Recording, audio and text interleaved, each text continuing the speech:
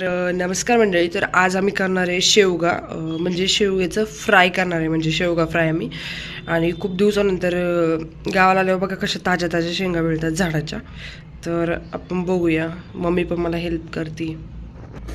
तर आहे ना, शक्यतो माझी मम्मी ना विळ्याचाच वापर करते जास्त करून. ती काही एवढं जास्त सुरीने काय नाही करत, पण विळ्यांचा जास्त वापर होतोय. आणि जास्त करून पूर्वी तर काय सगळ्यांच्या घरी विळेच असायचे, त्याच्यामुळं इथे ना यामध्ये बघा कशी थोडी थोडीशी ना साल जास्त ठेवली ना तर शेंगा कडू लागतात, म्हणून शक्यतो साल काढायची जरा. आणि शेवगा तर माहिती असेल सगळ्यांना की औषधी पण असतोय नाही का, शरीरासाठी तर सगळ्यात भारी शेवगा, शेवग्याचं सूप नाही का. इथे नाही आम्ही चांगलं धुवून घेतल्यात 2 पाण्यानी. आणि आता आहे ना आपण डायरेक्ट शिजायला टाकणार आहेत त्या. इथं आपण आहे ना डायरेक्ट शिजायला टाकणार आहे, म्हणून आता तेल आणि ते टाकलेले आहे. तर इथं तेल टाकलेले आहे आणि त्याच्यानंतर आपल्याला टाकायची जिरी. आणि जिरी टाकूया. ती जिरी आहे, मोहरी पण टाकली आणि हळद आणि हे लाल तिखट. हा कांदा लसूण मसाला.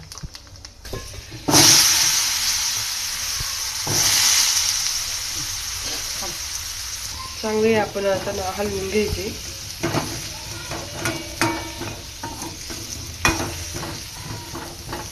डायरेक्ट शिजवले काय काय नाही, याच्यामध्ये पाणी टाकून शिजवतात, पण आपण डायरेक्ट शिजवलेले आहेत ह्या.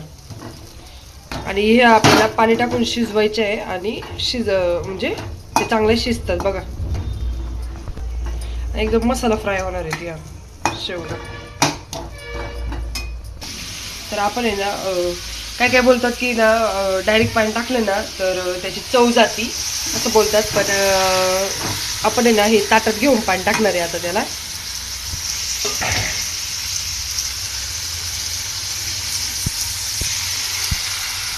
झाकण पण ठेवूया.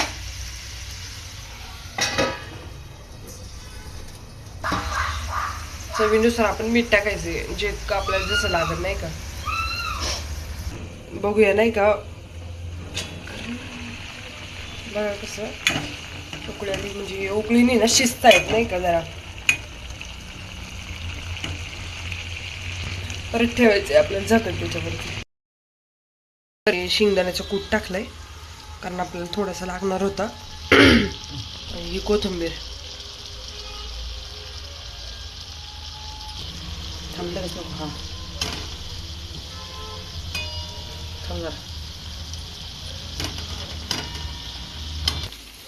शेंगा बघा कसल्या भारी दिसत आहेत आपल्या आणि एकदम मस्त झालेले आहेत. भारी दिसतंय ना हे बघा, मस्त असं.